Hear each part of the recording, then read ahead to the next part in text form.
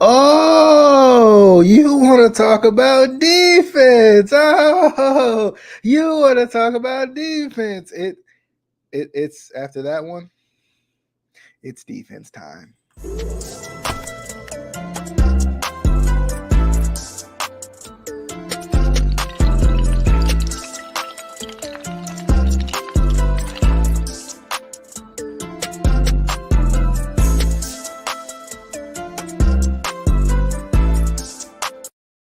Oh boy, oh boy, oh boy.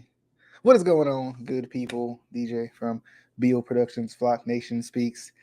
A little bit of a recap of the Dolphins game. It's been a minute since I've seen you. I've been all over. It feels like over the past week. I actually went to the game, which was amazing. If you haven't went to a Ravens game and you are part of Flock Nation, you are part of the Ravens flock. Be sure to find a way to go. Find a way to go. It's always a lot of fun. I definitely want to go back, if not before the year is over. It was definitely a lot of fun. Really fun atmosphere, especially for the first time. Cool to see Ray Lewis statue.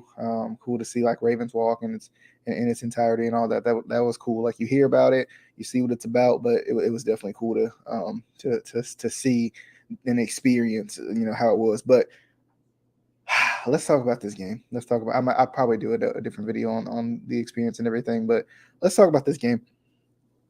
So, a tale of two halves, definitely. To start out, let's start out a couple of numbers. Tua Tagovailoa with the 6 touchdown day, 469 through the air. I mean, on the other side, Lamar Jackson had 3 touchdowns, an almost interception, probably an almost pick six, but other quarterbacks catch a break, so I'm cool with Lamar. Lamar catches one too. It seems like it's the Ravens quarterbacks that don't tend to catch the breaks when it comes to the interceptions, but got a break on that one out route in the second half. But it just felt like it was just a tale of two halves. You start off with the Devin Duvernay kickoff return. I mean, before people can even get in their seats and get comfortable, Devin Duvernay's return a kickoff for a touchdown. And I mean, what a way to start the game. And then I'm pretty sure the Dolphins responded right back with Jalen Waddle. And then the Ravens just went bang, bang, bang, 3 straight scores, if I'm not mistaken, to kind of close out the half.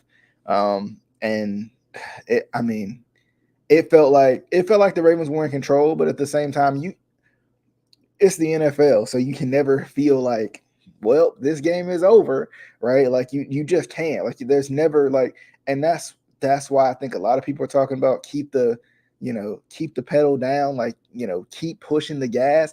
People say that because like the NFL, especially with the team's ability to pass the ball, when you got guys like Tyreek Hill who can run past anybody in 7 to 10 seconds, it all the way down the field, like that's ridiculous. Like it's just in the second half, it was a bad matchup. I saw somebody talking on TikTok before I went on. He was talking about how bad the matchup was offensively versus defensively for the Dolphins. And it was crazy because I was sitting here watching the Dolphins in the first half and they were struggling a little bit, but you could see like the potential, right? You could see where they were going. You could see where they would be in a couple of weeks if the game went as it had already been. But then they just turned it on. And the fact that they got the ability to turn it on now, albeit like a lot of it was broken coverages, because you don't just score like that without some busted coverages on the back end. And that's goes back to the defense. I think this one, a lot of people have said this. A lot of people wanted to put the blame on the offense, but the offense put up not 38 points, but 31 points. Offense and well, I guess special teams would have to put up a field goal in that regard too, right? So 28 points? That's still a good game. All right, that's a good game from the offensive unit, and then you get a special teams touchdown on top of that. That's huge. Like that should be, close the book. Let's go on the next week. Like run the ball out. Let's go. But then that's the issue, right? There's no running game yet. JK's still out. Gus is still out. And Kenyon Drake right now is not doing it. Mike Davis right now is not doing it. Justice Hill looks like the best back on the field, and he's the third string running back. The issue with that is, for whatever reason, when the Ravens have a good back that's actually doing something, that's actually being productive, they don't want to use them. Case in point, Tyson Williams from last year. Tyson Williams was obviously by far and away the best back. We said it. Everybody who watched the games said it. Tyson Williams is the best back right now. If he's got fumbling issues, if you ain't working every day on him fumbling the football, then something's wrong then, because he's obviously the best back. He's got the best burst out of all of these old guys, right? These guys are getting older, and running backs don't stay in the NFL as long as these other guys. Yes, there was a lack of running game, but we know that coming in. There wasn't a great run game last week, right? There was one big running play last week. This week, I don't think we had one outside of Lamar Jackson's big run, big, like, 75-yard run or whatever it was, right? Like, the running backs are not they are not getting any sort of breakaways. There's no chunk plays. There's no we're gonna hand it off. There's no we're gonna hand it off. We're gonna soak this game away and it's gonna be over. And a lot of that is because JK is missing. A lot of that is because of because Gus is missing. And I think if you had one or two of those guys back, I think it changes the run game. But the issue is the defense. Right. The issue is the defense. I mean, let's just be honest. Let's because you had the game, and there were 4 touchdowns scored in the fourth quarter, all by the Dolphins. Right. You had this one in hand. All you had to do was close it out. Right. You had to play the last 15 minutes out. You were good. Right. The last 15 minutes out, you're good. Right. You're good. You're ready to go. Like, you can, you're going to 2-0. You're feeling good going into New England next week. I don't know if they play at New England, but you know what I'm saying? Like, playing New England next week, you feeling pretty good. Now New England's almost, in a way, a must-win game even early on in the season. But nonetheless, because you got the Bengals coming up, you got the Bills coming up, you got good teams coming up. Not that New England isn't good. New England's going to always be competitive, but at the same time, out of the 3, they're the weaker of the 3, right? So that's the thing. Like, Tua puts up 469, 6 touchdowns. He did have the 2 interceptions. So early on, the defense was playing well. They were getting pressure, and then it felt like, especially in the second half, it just went away. The pass rush went away, right? The ability to stop Tyreek Hill went away. The ability to stop Jalen Waddle and tackle went away. There was some untimely blitzing. I saw Kyle Hamilton come down on I don't remember what the play was exactly, but it felt like there was no way he should have been blitzing in that situation. He was blitzing in a situation he shouldn't have been blitzing in. So the defense is the issue. And the real issue in that, right? The real issue in that is, although the defense is the issue, the defense has been the issue. Whether it's been with Wink, whether now it's with Mike Macdonald, and can you really put it on Mike Macdonald after 2 games? I don't. He's only been in the league for 2 weeks as a defensive coordinator, so I don't think you can. You got to wait. But at the end of the day, right, for an organization that puts a lot of money in defense, they put a lot of money in defense. Right, we're really young on the offensive end for the specific fact of we haven't went out and signed anybody past their 5th-year deal at wide receiver. Right, our oldest receiver before this season was Hollywood Brown, and he was going into his 5th year, and you decided, actually, I think he's going into his 4th year. We don't want to pay him. Right, I felt like it was a big loss. Right, I felt like it was a big loss because we've said it plenty of times on this show. You can never have too much. When it comes to talent on the outside, especially the skill positions, when it comes to corner, and when it comes to wide receiver especially, and I guess you could even say more so DB, right? You can never have too much, because there are teams, specifically the team that owns the AFC right now and the AFC North right now until proven otherwise, that have T. Higgins, Jamar Chase, Tyler Boyd, right? And I mean, Hayden Hurst at tight end now, to speak of. I don't know if they still got Uzama or not, but I mean, they have weapons, right? You're facing off. You're trying to keep up with the Joneses on the defensive end, right? In terms of like making sure that we're good and we have corner depth so we can keep up with these guys. Now, albeit some of it was injuries, right? Marlon went out. Marcus Peters is coming back off a surgically repaired ACL. that he missed the whole season. This is his first game back. I don't expect him to be Marcus Peters of old. He's supposed to play unlimited snaps, but I think he may have been forced into a little bit more. Brandon Stevens didn't play today, or yesterday, right? Brandon Stevens didn't play on Sunday, so that's an issue too, right? The corner that, of course, you got Kyle Fuller. He's out. He's out for the year. So that, you got 3 of your top corners and then a hobbled corner on top of that, trying to get back to 100%, right? Marcus Peters is still trying to get back to 100%, so that's a big deal. I think defensively, I think they'll put it together, right? But like, this is a cause for concern though, right? It's still a cause for concern, right? The fact that you were up by so much and you couldn't get one stop, right? You were up by so much and you couldn't get one stop. That's a cause for concern. Why? Because all of these quote unquote big games that we want to talk about that Lamar Jackson can't win, right? Well, here's a big one from a team last year that really did a really good job of covering Lamar Jackson and covering this Ravens offense and making sure that they couldn't really get anywhere. And the offense played well, right? But it was the defense when you needed one stop. Like, one stop probably would have been everything you needed in that fourth quarter. Just one, right? Just one stop. I think they scored on 4 or 5 of their drives. And they were touchdowns, by the way, right? So just one stop would have been huge. One stop could have changed the game, right? And I think that's what's tough, right? I think that's what's tough because there's been plenty of those Chiefs games where Tyreek Hill, go figure, has gotten behind the defense or gotten open in the defensive backfield and put the Ravens away, right? Jamar Chase did it to us last year, right? There's been plenty of these big games, especially these playoff games, right, where situational play calling has been an issue, and situational play calling is an issue on both ends, right?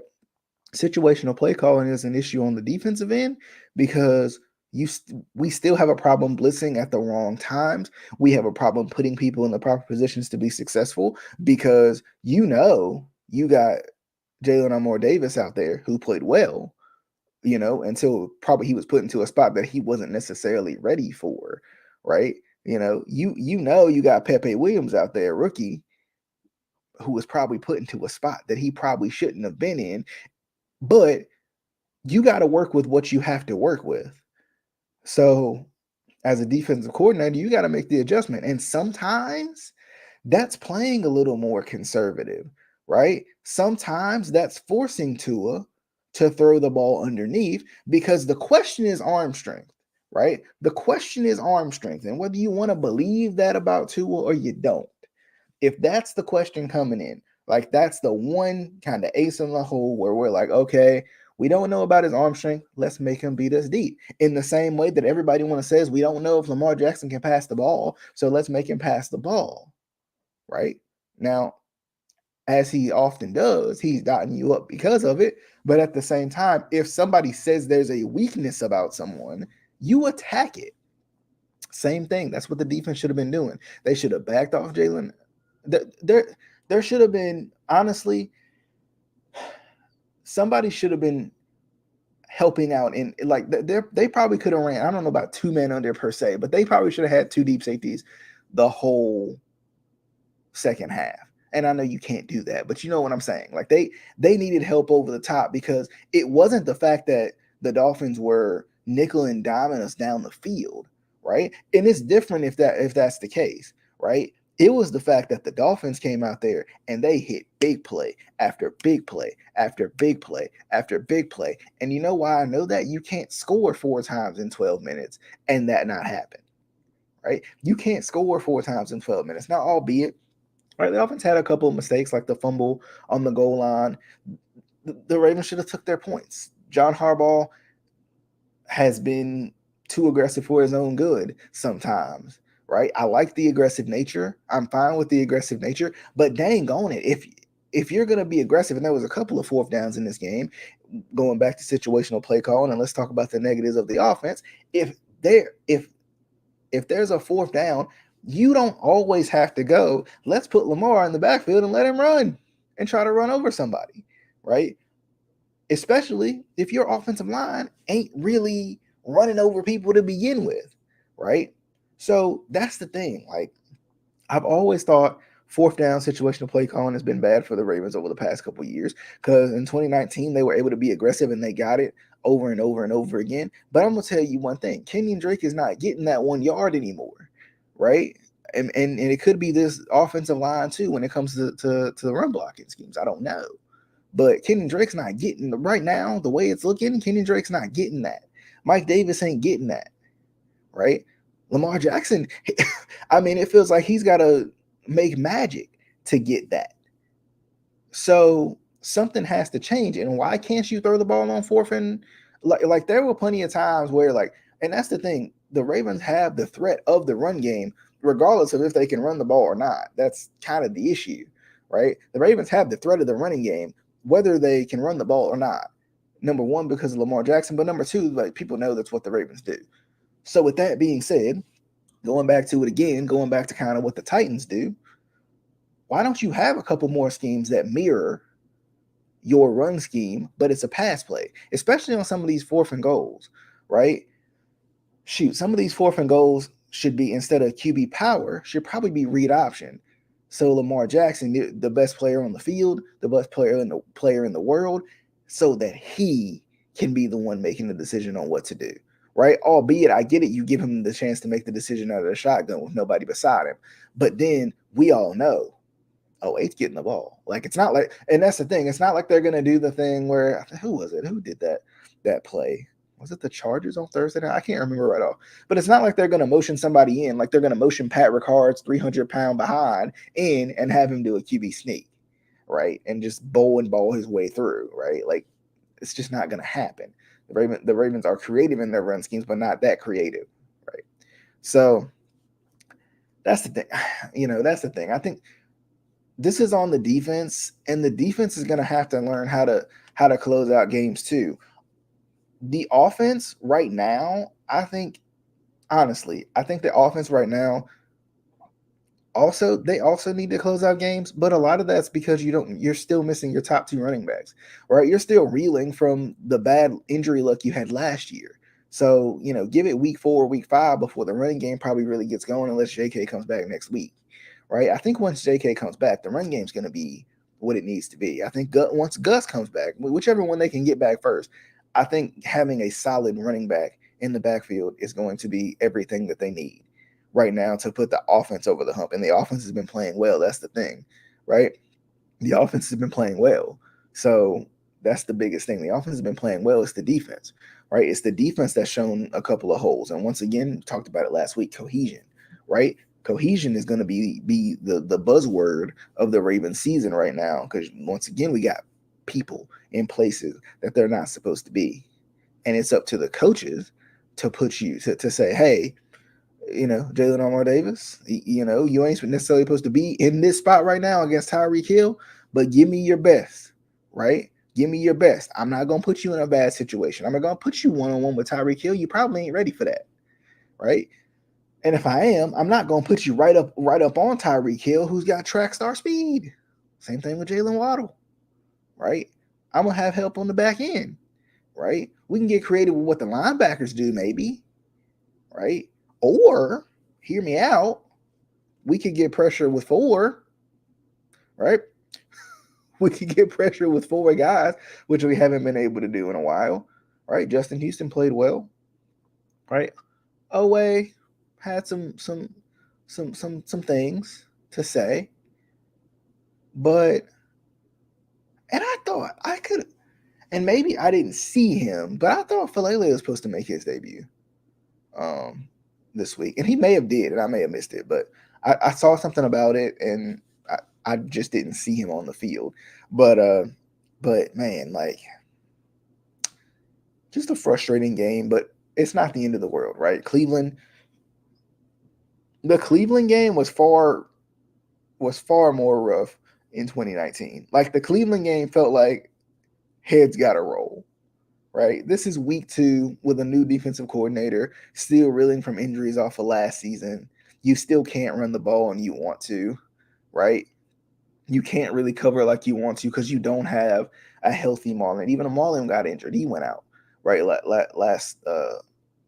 Last week with that, yesterday with that groin injury, right? So Marlon went out. That's a big deal, right? That's a big deal.